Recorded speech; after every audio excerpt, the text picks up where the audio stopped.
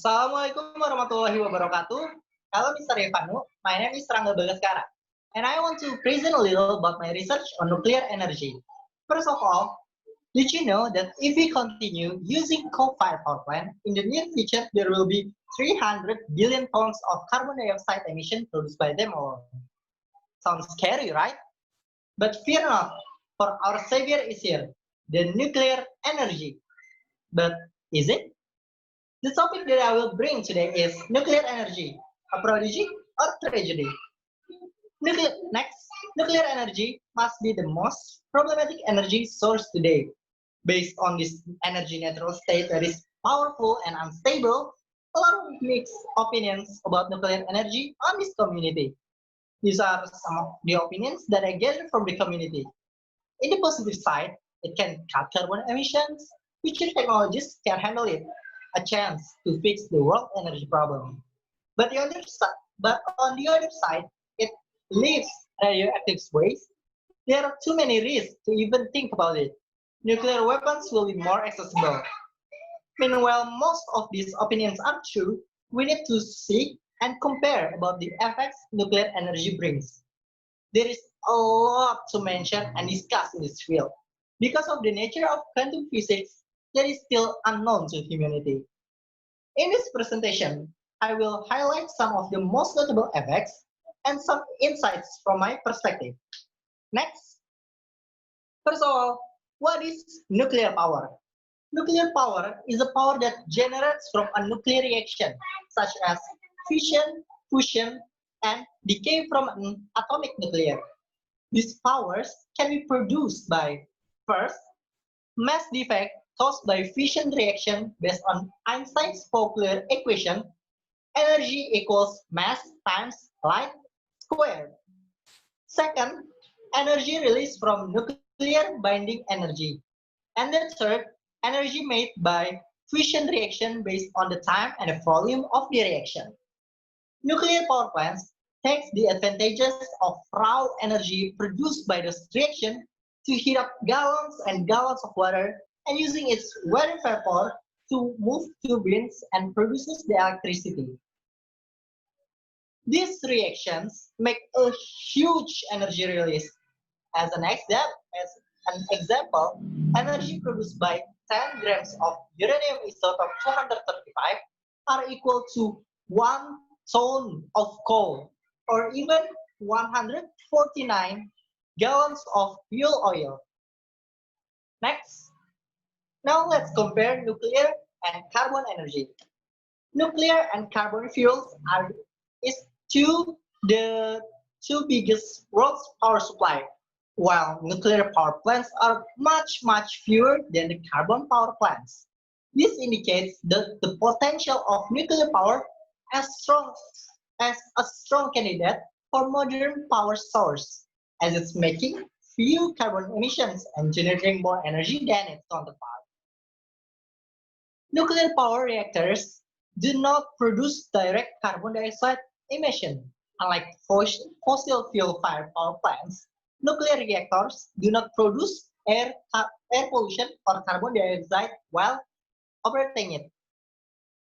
However, the processes for mining and refining the uranium ore and making reactor fuel all require large amount of energy.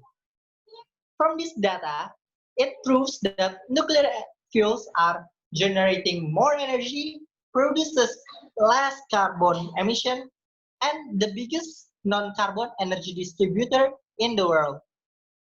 Next,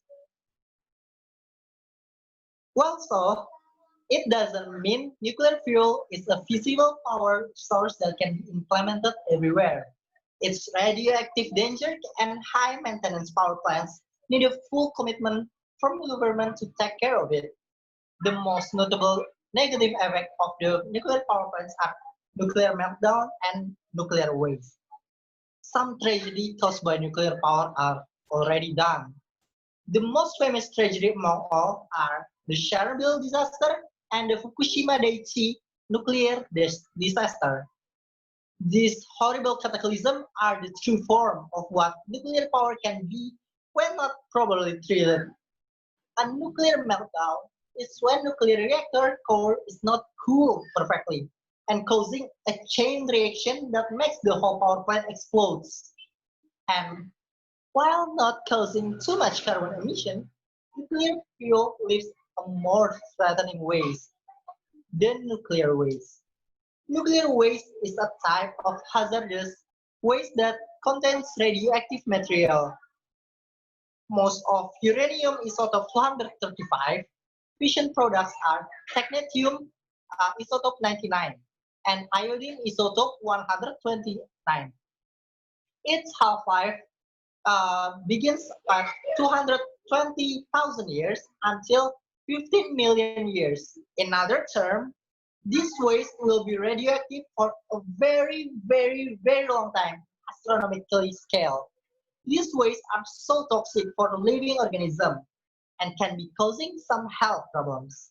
So we can conclude that the negative effects nuclear can cause are first, genetic mutation around our plants, high risk when not treated properly, almost non-depletable radioactive waste, and the threatening effect of nuclear weapons.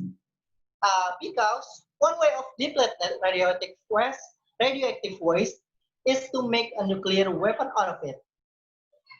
Next, lastly, for my opinions, nuclear energy is not the answer for our problems now because the lack of understanding on the quantum subject, especially the gamma radiation treatment. But it is a promise and an answer for humanity in the future when we have the right kind of technologies to provide protection from the threats the nuclear energy have. These are the future conditions that ensure nuclear energy can thrive and become the main source of energy for humanity. Uh, the current situation are low radioactive protection, low supporting technologies, not enough knowledge about atomic physics, low on nuclear weapon are underclassified, still relying on cover fuels.